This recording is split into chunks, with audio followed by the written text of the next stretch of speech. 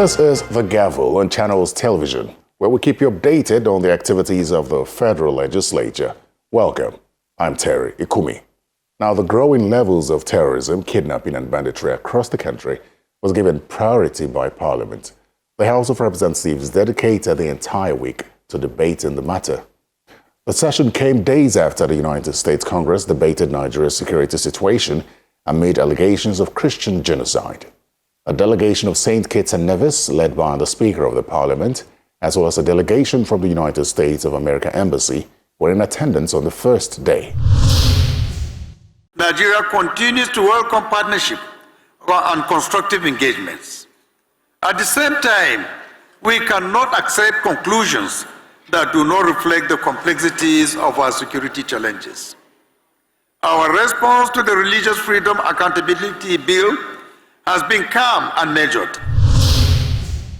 The House received a consolidated internal assessment prepared by relevant committees and delivered by the House Leader. Government is still committed to naming and sanctioning the financiers of insurgency and banditry. From what we learned, investigations are going on before these identities are revealed to the public. Whilst there are religious killings, it will amount to painting the insecurity issue with a single brush to say that that is the only reason why we have insecurity. The Deputy Speaker raised concerns around allegations of ransom payments. Mr. Speaker, honorable colleagues, despite strong anti-kidnapping laws like life imprisonment, death penalty for kidnapping, the practice continues because it is alleged that government entities negotiate with bandits and pay ransom. That is one of the things that the House must investigate. Criminal penalties for government officials who negotiate ransom or authorize unstructured amnesty deals. The House then received contributions from its security committees and regional leaders. Our Nigerian military is not overstretched. The responsibilities of the Nigerian military are overstretched. It is time to restore the police to its rightful place as the first line of internal defense. For our borders to be well monitored and for these weapons not to move freely within Nigeria, there is need to also make custom to be what? More proactive than they are now. And what do they need? They need support as well, just like the military. Mr. Speaker, if the government is not prepared to actually do the right thing that will protect the lives and property of our people, I urge on you, I urge on this honorable House, as a House of the people of Nigeria, to stand up to pay the supreme cost. And that is no more than to shut this House down and to call emergency on any legislative issue and wait until the right thing is taken by the government of the day. We are the hope of Nigerians, the Parliament. We are the fulcrum of democracy. No problem is too big for the Parliament to handle.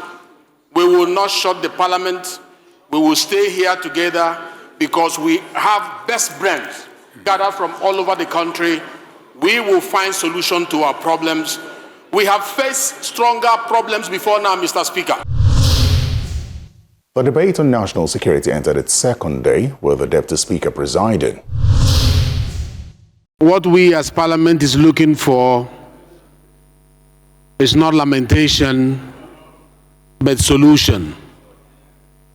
What we are looking for is not what have been seen, what have been noticed, what have been observed. What we are now looking for is solution. The ensuing debate cuts across regions and tribes as lawmakers agree that the country is facing a serious threat and urgent action must be taken. The profiling of communities and making available some armament to serve as a first line of defense is now inevitable. Some people were shouting Nigeria is a sovereign nation. We don't need America. We don't need anyone. But Nigeria went to Congo Nigeria went to Liberia through ECOMOG to help them out. We need help this time. The president cannot be everywhere. He cannot be in Sokoto, he cannot be in Zamfara, he cannot be in Ogun State. He cannot even be in Lagos State, his own state. We need our governors to do more. We need to think about intelligent-driven actions and full implementation, not rhetorics, Mr. Speaker. Have we been able to find out what is the current payment status of what is expected for these gentlemen, men and women that are out there to save us? One thing we are lacking in is in following through these very beautiful propositions, theories, laws, and whatever that we have. There is a need to put more effort through the local government security agencies and in collaboration with our traditional ruler and religious leaders. Number two, there should be review of the appointment of the service chief in every 12th calendar month. It's very important, Mr. Speaker, if the security challenges, if there's no improvement. A former deputy speaker of the House painted a dangerous picture of the country's security architecture. There were moments in time when, in the process of recruitment, Boko Haram were found in the list. Other criminals, armed robbers gangs were found in the list of Nigerian Army and police. The former SGF from Nigeria once was in an airport and he saw somebody that he knew as an armed robber wearing Nigerian uniform. He ordered for his arrest immediately. These are part of the problem that we're being faced with. He also took a swipe at the president's directive to withdraw policemen from VIPs across the country. I appreciate the effort, Mr. President. I appreciate his concern. This is one other institution that people are saying, withdraw VIPs. It's not about the VIPs. When you give criminals police to guard them, this is where I thought we should have reason. The withdrawal that order that has been given, I think, if we are not careful, there will be more now, because I watched a film of a video of one of the kidnappers or bandits boasting that they are going to get the head of the Mr. President, they are going after politicians, and they are going after, and these people are unrepentant. Mr. Speaker, respect colleagues, I want to say that without missing words, that those of us who are not here and they are not central, the heat is more than what you can think of. There is no politician or person of public office that has integrity. There is no contribution. It's not about the money getting from state and local. No, including our pockets. We have to support the system so that we will have peace in our society. But the peace is not yet gotten. And it's far from it. So I want to appeal that order, there's need to review that order. It's a good order, but the categorization has to be spelled out. Because before you know it, this house will again come back faced with the same problem of kidnapping and whatever you have it. I don't think there's anybody that will say, I can travel with my eyes open between here and Jos. Once it is 6 p.m. to get to Kefi, I'm scared because I know what is happening. The handling of terrorism by the government, as well as possible sabotage within the military, were raised. Every president since 1999 till today has demonstrated an embarrassing lack of courage to deal with an issue that has festered. We are appeasing terrorists. We are placating them. They engage in negotiation. Mr. Speaker, when you see how generals are being killed, military men are being killed, I will plead for the military to look inwards in case there are sabotage. For the third and final plenary session dedicated to debating insecurity across the country, the Deputy Speaker updated members on the declaration of a national emergency on security by the President. Some of the conversations that you're having in this room reflected in the declaration of Mr. President. While this conversation is still going on, I know most of you were worried whether the resolutions of this House will be activated by the executive. But I'm happy to announce that while we are yet conversing, Before coming to our resolution, this administration is listening and they are making declarations that is pointing towards the right direction of the mindset of the parliament. Suggestions and contributions poured in from members as with previous days. We can no longer sleep with our eyes closed. We can no longer travel to other states to see our loved ones. And the problem now is, what do we do? And I hereby suggest my recommendations. Number one, to strengthen intelligence gathering through community-based reporting and improved interagency coordination. Amend the Constitution to allow for state and local policing under a strong national regulatory framework to prevent abuse. Pass a comprehensive national security reform bill to clarify mandates and enhance coordination and institutionalize joint operations. To, as a matter of urgency, introduce security as a major subject in our primary schools. This is to teach our children basic safety awareness, because we don't know what those people are teaching their children. Majority of the people apprehended are 13, 14, 15 years old. Representative Bello El-Rufai raised concerns around inconsistent court judgments and why terrorism seems to entice young people. There was a conviction recently of a terrorist, Boko Haram. I believe his name is Husseini Ismail. He was convicted for 20 years by a high court. He was a Boko Haram terrorist. Mazi Nnamdi Kanu was convicted, I think, last week, and his own conviction said life sentence. I don't understand why one terrorist is getting 20 years and the other is getting a life sentence if you're saying that. Mr. Speaker, these young people go on TikTok and see a criminal holding minted cash. He's suddenly exciting. You want to emulate him.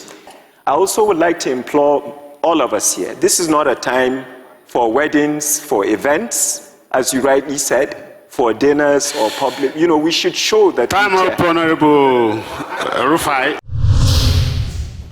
The security debate has now been concluded and the House is expected to make a compilation of resolutions following suggestions from members. Now, in the meantime, we anticipate another stretch of debates next week on the constitutional amendment bills ahead of voting on the 10th of December, as announced by the Deputy Speaker. Welcome back to the Gavel. Let's head to the Red Chamber now. In a motion raised by Senator Lola Ashiru on the rate of kidnappings, lawmakers were enmeshed in a heated debate. While Nigerians are celebrating the fact that no life was lost on the side of those who were kept in captivity and who regained their freedom, Nigerians are not smiling at the fact that they did not read or hear about lives being lost on the part of those who took them into captivity. Nigerians have argued, show us that a bullet was shot to regain this freedom. We're not blaming this government for what they are finding itself, but it is the government in power, and they should do the right thing. What are the right things? We take only one example. The governor of Kebbi said that somebody ordered troops out and people were kidnapped. Till today, nobody in Nigeria knows what happened. Who withdrew the troops to put all these children in jeopardy? Then you make an example of him. That is how a country is run. I am troubled by the conflicting judgment by various high court judges, where the law says act of terrorism, if convicted, shall attract death penalty. No judge has a right to pronounce less than that. I think it is time for Nigeria to allow us to be carrying arms. If not, these birds, you see them, you will just be vomiting.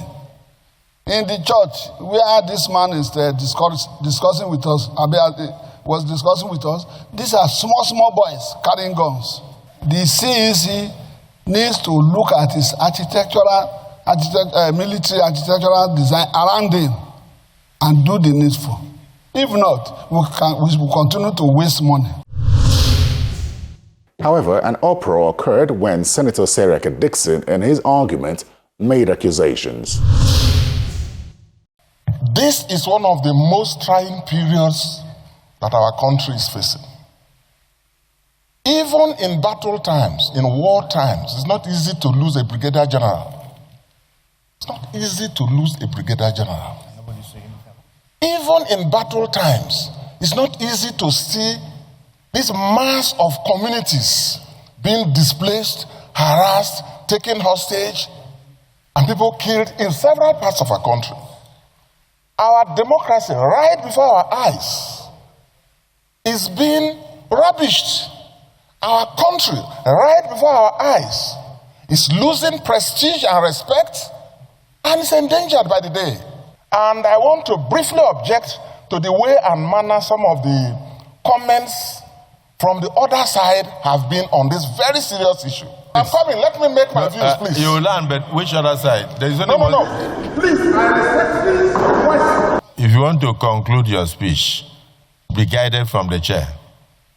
The reality is that this affects all of us. So there's nothing like this side or that side. Immediately you... No.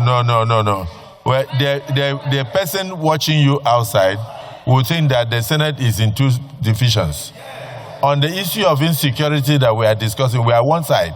The same community that those children were returned, they've gone there to go and kidnap 11 people, including a pregnant woman. So we must realize that we are under attack. Those in support that this, the death of General Oba and the circumstances surrounding his death be added to the committee for investigation. Say aye. Those again say nay. The ayes have it.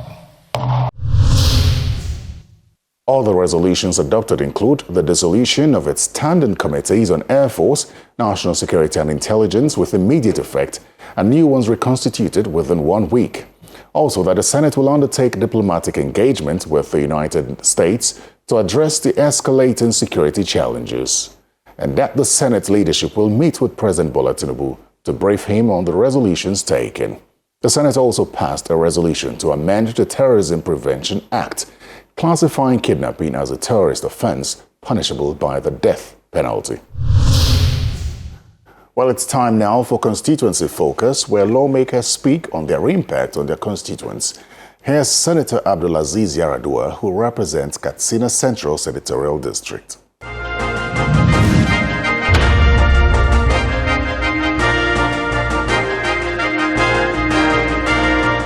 I've done so many of the free medical care for my constituency, ranging from surgery of hernia, eye surgery, and giving of free drugs. And this has impacted well within my constituency. You know how drugs are today, very expensive for our people to get. So what we did was to ensure that at least every month or every 2 months we conduct a free medical outreach for our people, having different dealing with different types of diseases. So we are going category by category to do the best we can to provide drugs for them, to provide surgery for them, eye surgery and so on, cataract, and the rest of them. So that we have been doing on a monthly basis. We always bring out some medical outreach to see how we can impact. Yeah, where you have hundreds of people, thousands of them coming out to benefit from it.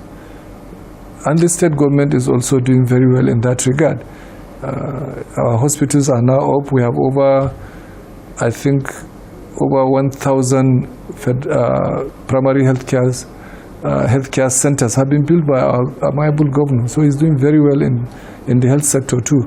But ours is to try and augment and improve on what he's doing. I've also provided potable drinking water, especially to the rural areas where they don't have, water is a challenge to them.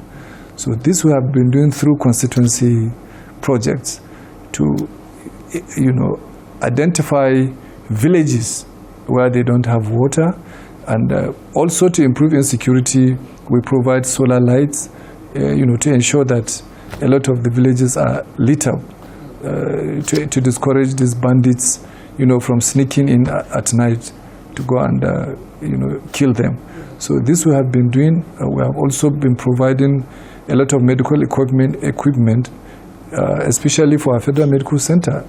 I've provided an equipment worth 300 million, so that, that will improve, the healthcare system, because it's not everything that the federal government or the state government will provide.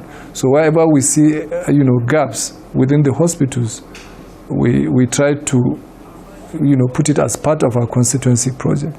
Right now, I'm also providing a mini grid in one of our general hospitals, to complement what the state governor is doing. So there are so many things we are doing, and primary health centers. I've built about 2 or 3 of them now. I'm also providing CBT centers, so that some of the local governments, our students who usually do carry out these exams, JAM exams, are given the opportunity. Some years back they have to go to Kano, to conduct, to go and write JAM.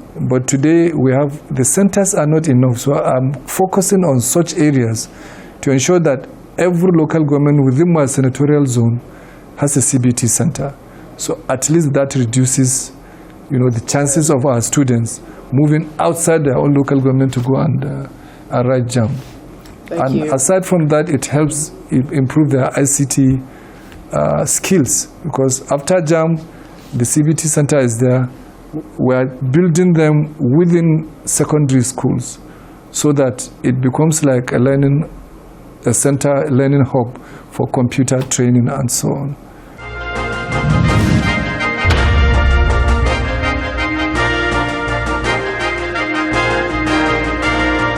And that's all the time we have on the Gavel. Thanks for your time. Do send feedback to the Gavel at channelstv.com. I'm Terry Ikumi. Goodbye.